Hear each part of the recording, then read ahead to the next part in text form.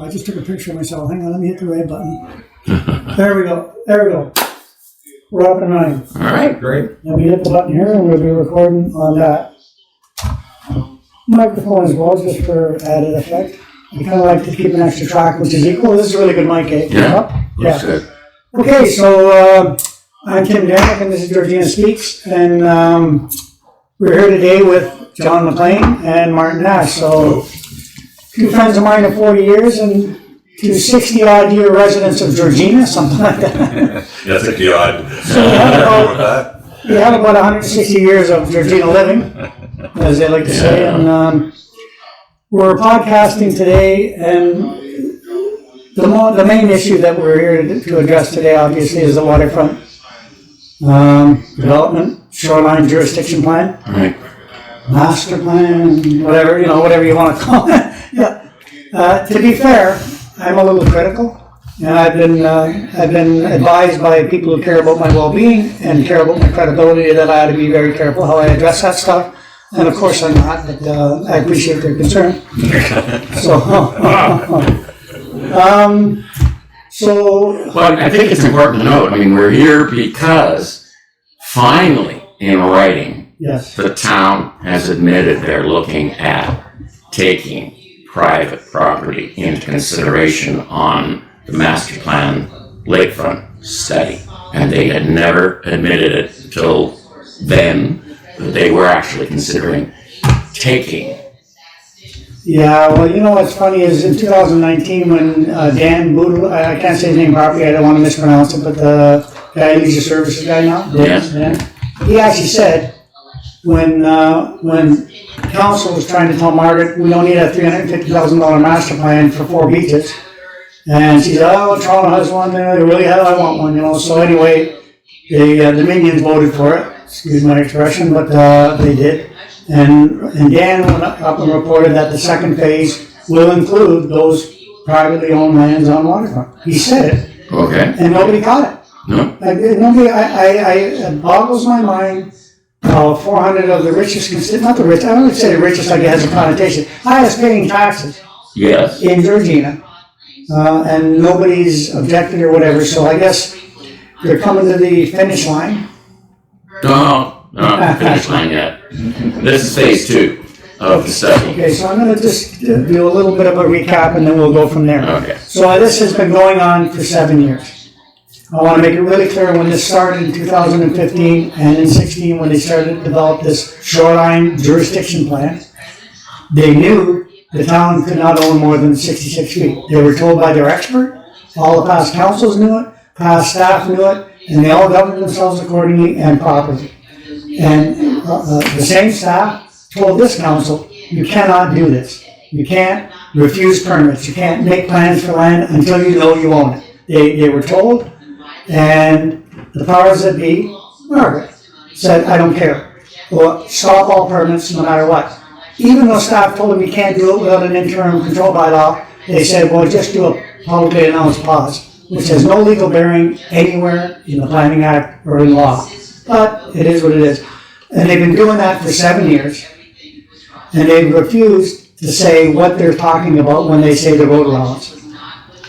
Rusty Russell, who was the expert, undisputed, said 66 feet is what the town would get if they went to the Attorney General's office, and that's what everybody seems to agree. It's a standard road, that's what the town would like to get. And if you do that, and measure the 66 feet from the south and eastern lot lines of Lake Drive, which are established for the full length, which Rusty Russell and all the other lawyers agreed, that's established. If you measure 66 feet, there is land beyond that in the majority of the cases. Whether it's 5 feet or 20 feet or 30 feet, doesn't matter. If there's land beyond it, it belongs to the Crown. And under the Crown, the Public Lands Act, the Crown land is attached to the property across the road, which is all of these 400 people. They are the occupants of that land, and the land, their waterfront property is defined by a piece of land separated only by a road. That's the language of the Public Lands Act. And it also goes on to say you have the right to build a boathouse, docks, and you can encroach on the road allowance up to within 2 meters of the travel portion of the road. That's where all the town of Georgina language came from for their current bylaws, which allow all of that development. This council just said, we don't care, stop everything until we can figure out how we can get control of that waterfront. That's my opinion.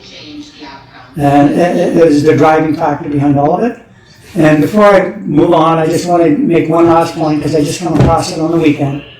Have a look at Innisfil's waterfront plan. They just finished cutting all the vegetation down, all the way down their shoreline on the same principle. And make no mistake about it. The council can say, oh, we intend to, no, we want to sell this to people, blah, blah, blah. But as soon as, and they're doing public consultations with land that they don't even know if they own, so that they can come back, well, the public doesn't want us to sell this land to these people, we're going to whatever. And, or, we're going to put restrictions on it. They're going to put restrictions on land that they don't own in order to sell it. They're selling land that they don't own. A lot of people along Lake Drive, and I understand completely, they're fed up. They just want to get something done. But you want to be very careful to know that the town wants to put all kinds of restrictions on this land that they have no legal right to do, but they're intending to. So. And at this point, they have people pretty scared about doing anything on those properties now. We can't get permits and safety issues. And I mean, at the waterfront, we all know that everything erodes and gets old faster when it's near the water. And so there's lots of people on those stretches that have deteriorating waterfront issues. Which brings me to my next point. There's a lot of people on those waterfronts, like you and me, with deteriorating bodies. There's a lot of people who live their whole life to retire on the lake. Their families have had cottages there forever, and now they're retiring and they're there. And then they go to get a permit to create some good access for themselves because they're lesser able than just whatever they need to do to accommodate themselves. There's a ton of people that can't get to the water. Yeah. Because they can't get permits to that's 7 years now of somebody's retirement. It's disgusting. That's my opinion. It's disgusting. So, I guess, because I could rant all day, I think I'm going to do it. Lord knows, and everybody else does too. So, jump in, John. Again, this could have been solved. I'm the broken record here with the town having done a survey and an R plan. It's all they need to do. And this isn't a 7-year issue. This is a many decades issue as far as the ownership goes. I can't see them. I'm shocked about what you said about Innisfil. I don't know how they've done it, but hopefully it's different than here, because part of the beauty of the lake are the trees that are overhanging that you can see the sun through, sunsets, beautiful sunsets. It's a beautiful. And to take those things away in Innisfil, if it's true, is pretty crazy. It is great. I was looking at pictures of it, and it looks like a barren wasteland up to the water. But is it their land? Like, they proved it was I'm not their sure what land. the circumstances were surrounding it, but it said lakefront property. They've cleared all the vegetation. So, and right away I cued in. If they say we own 66 feet, and they decide, they'd have to go to the Attorney General. So if it got challenged, they would have to address. And then there's people that have boathouses that have been there forever, so they have to address encroachment agreements. So, as always, it's been a big mess. It still is. Yeah. And they're trying, so they think they can just do stuff. They can't. That's why they've been 7 years, because they keep trying to figure out, okay, publicly announced pause, and then we own everything. That idiot, and he is an idiot, that's my opinion, sat there and said, oh, I know we own 90% of these, when it wasn't even possible. You mean the lawyer? Yeah, Andrew Bigger, that's his name. God love him. I'm sure he's a good lawyer, but he was preaching to the mayor, and he was giving council the opinion that they needed to hide behind to do this unscrupulous stuff. That's my opinion. So the thing, and I'll let you jump in right there because. Well, remember, there are 7 votes on council. You keep pointing the finger at 1 or 7, and nobody has spoken up. Right. So, if Well, actually, that's not true. Well, Mike Waddington jumped in at and the said, why are we spending the money to on begin property that we with? don't even know if we own it? He said that. Okay, but Grassi jumped in. Well, unfortunately, Grassi has a conflict of interest and can't really Well, say he anything. shouldn't have proposed what he proposed. He's Absolutely. allowed to speak up. He shouldn't have proposed a resolution. That's what he shouldn't, that would have benefited the waterfront people, Right. by perception. Yes. And, so, everybody knew he owned the waterfront. They could have let it slide, or not. He should not have done that, that's for sure. He had declared a conflict on this issue in the past, as a councillor. So he, for whatever reason, he just couldn't sit there and watch his constituents watch people. His neighbors. His neighbors get, and okay, let me tell you why he couldn't sit there either. Because the one who does represent these people, Councillor Neeson, sat there and didn't say a damn word. And he sat there all through the ad hoc committee when the town lawyer and when Ann Grant were telling the committee, Harold Winters told in council, it's on record in council, told council you cannot refuse permits without an interim control bylaw. We have to do a study. Council ordered the study.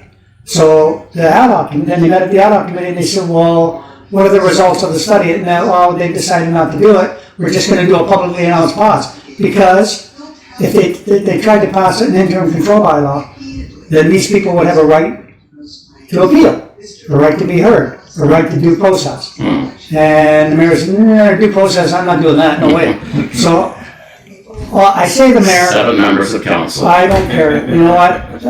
Dan Fellini, Frank Ziegel, and Dave Neeson are the 3 votes she's ever needed to do anything she wanted to do, and she's always had them, period. It's just, maybe they agree with her. You know, good for them.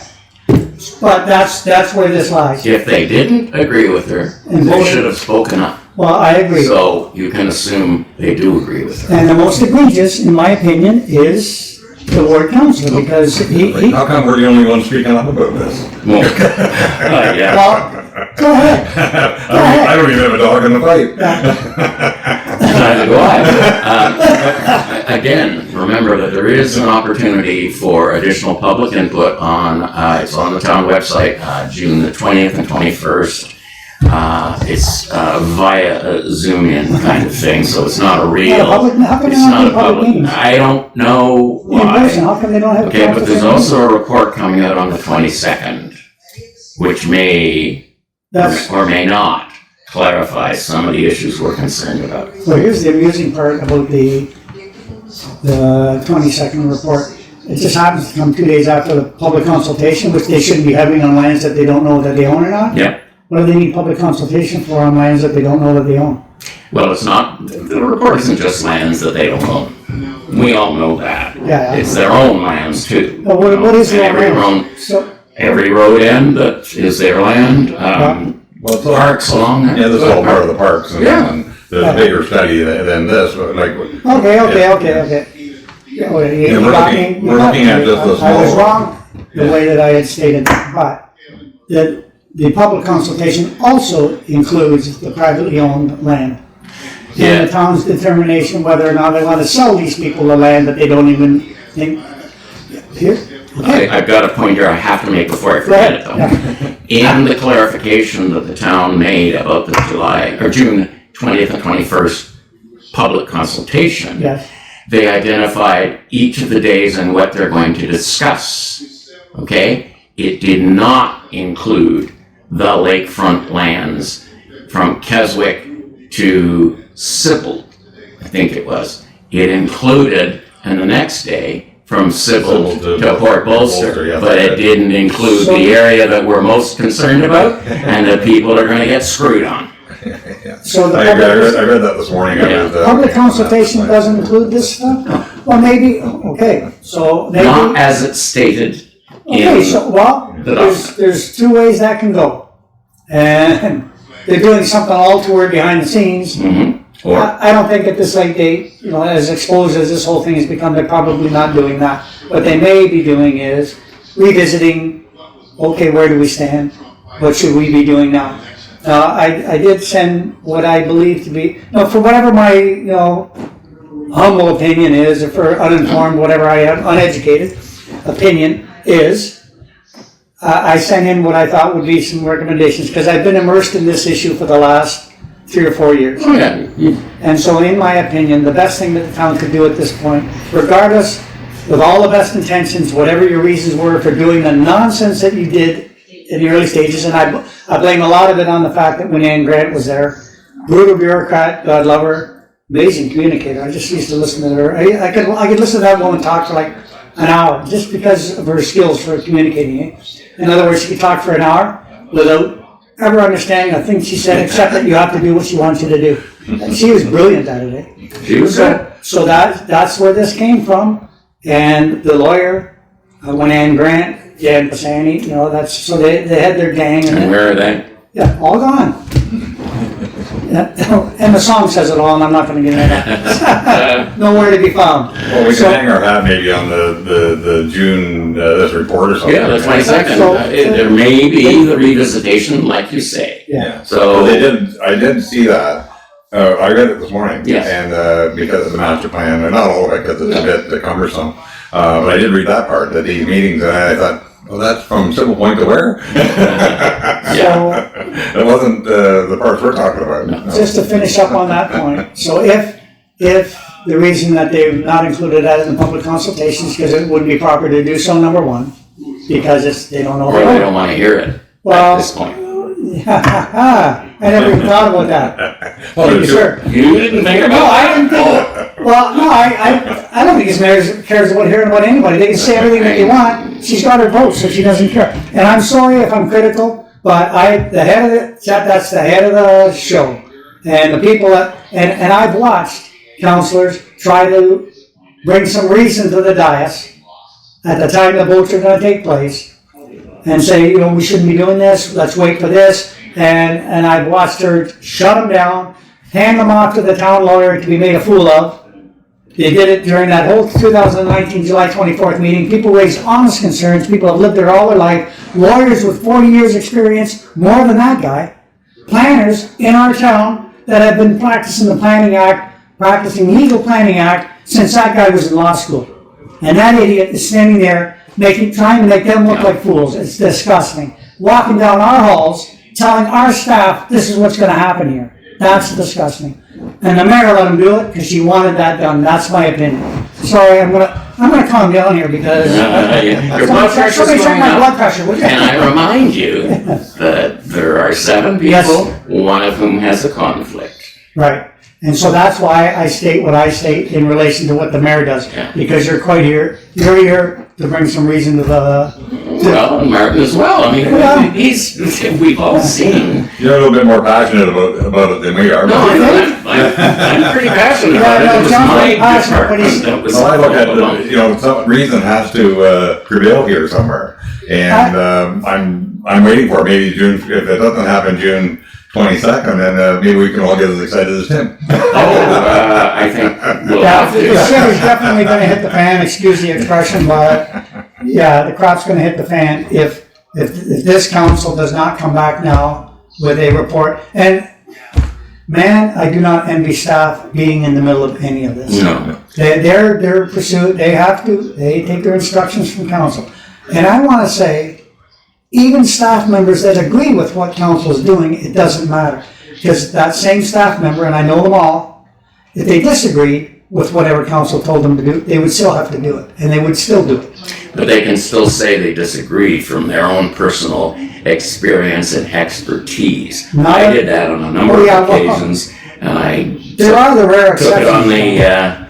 the neck for saying it, but I also followed council's direction, which is the responsibility, like you say, of every staff person. Oh man, you know what? Council used to, and you know as well as I do, I watched some hellish arguments between councils and Rob Grassi with his. One thing about Rob, I mean, he was opinionated as hell. It used to drive me crazy, but he would let you stand front and center and argue your point. He would, and he wouldn't say, "Oh, well, we have to wait for all the information to come in." He would go, "No, this is what I believe," and you had the right to argue with him, and that's the difference.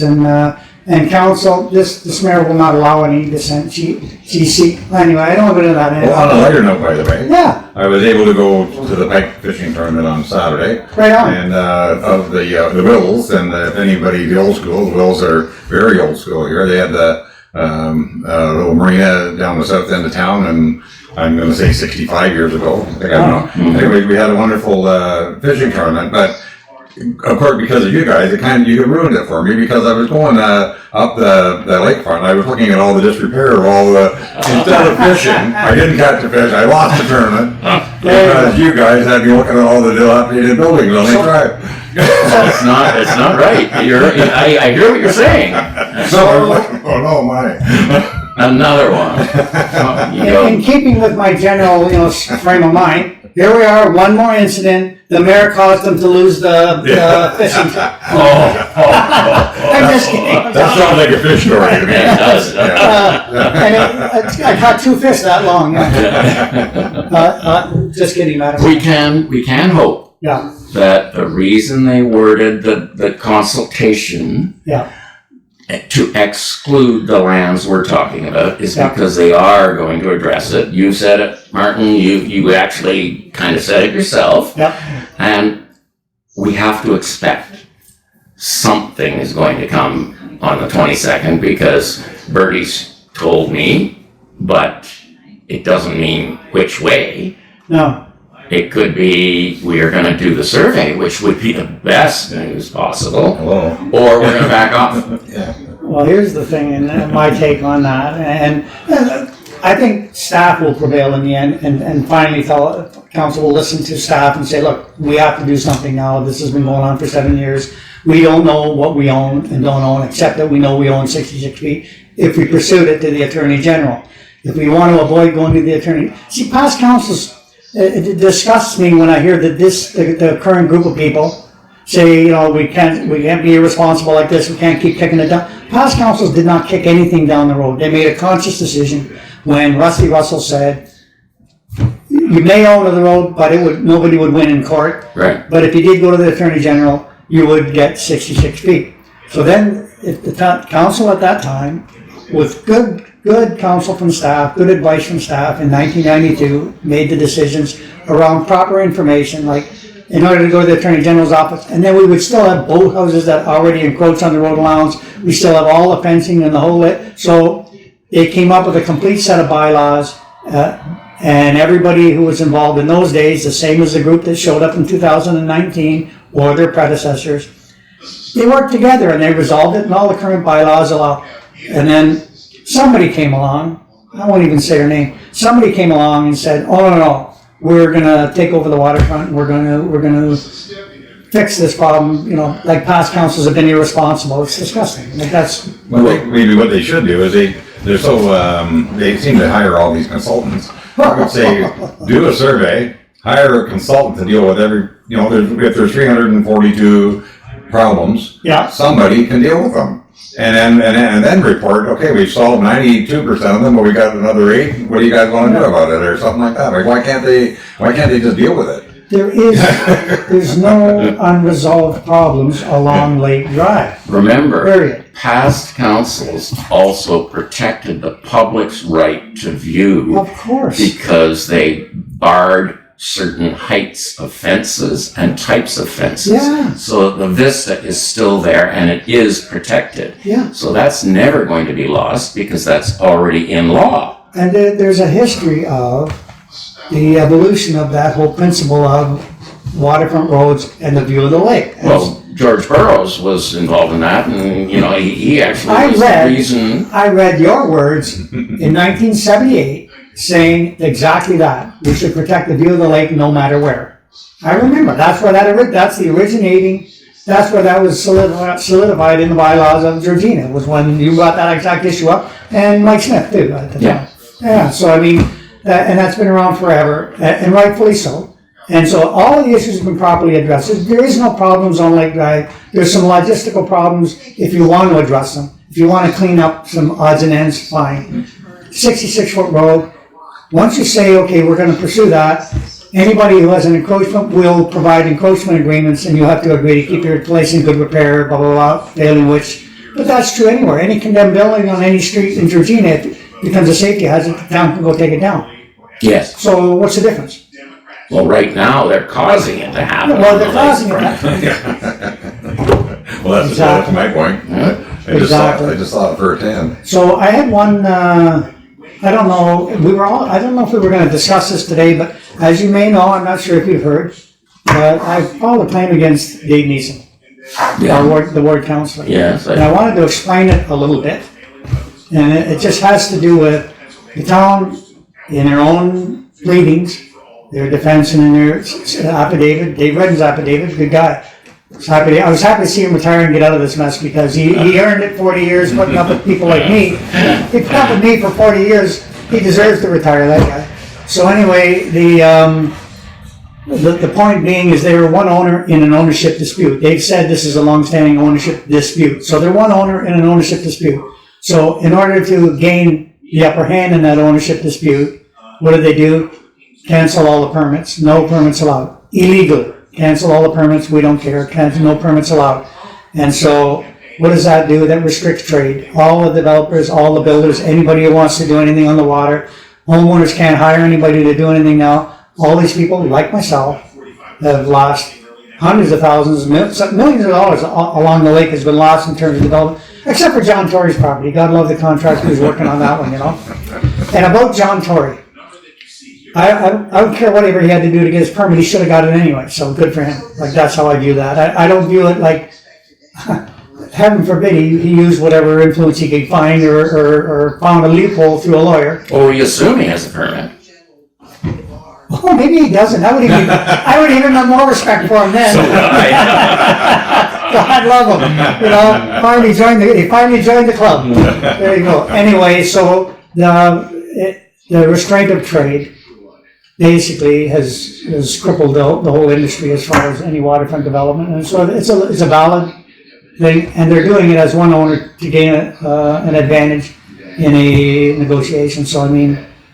So that's a legitimate restraint of trade. And Dave Neeson is the counsel responsible for representing that group of people. And in Dave Neeson's own defense, in that claim that I filed, says the majority of people in the shoreline are his constituents. It says it.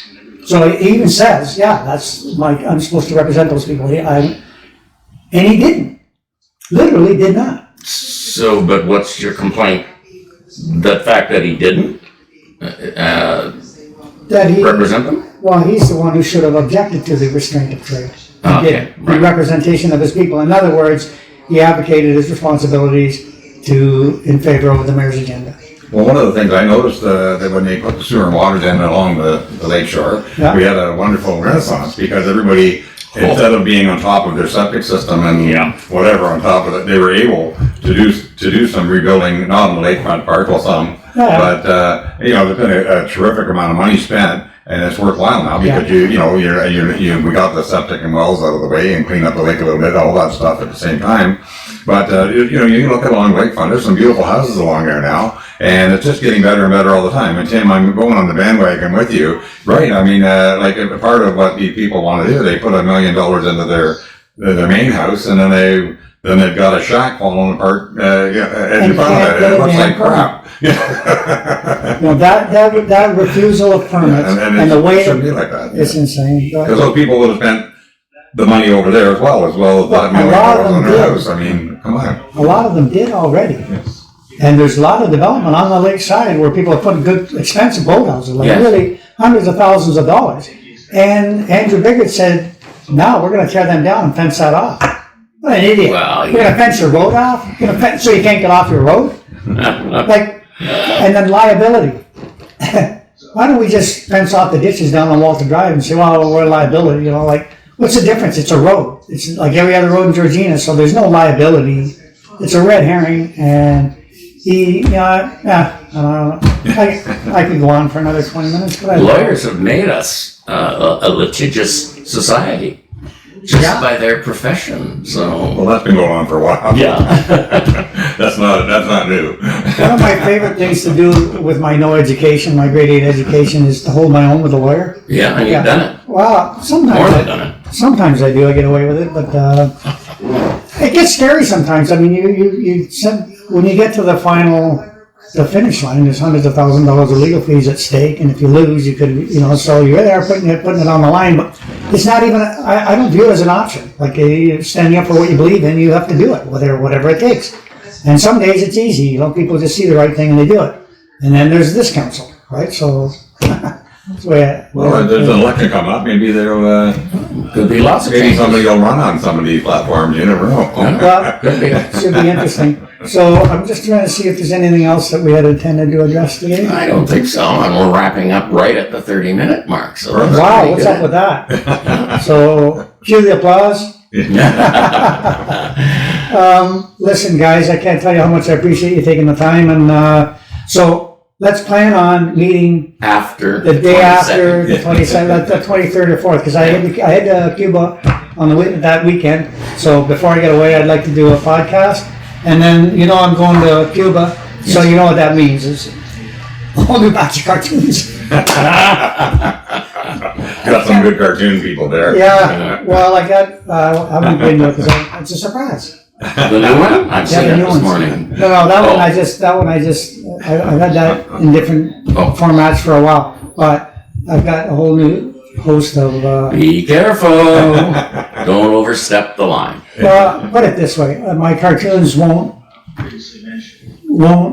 display anything that doesn't put forward an opinion that a reasonable person could have.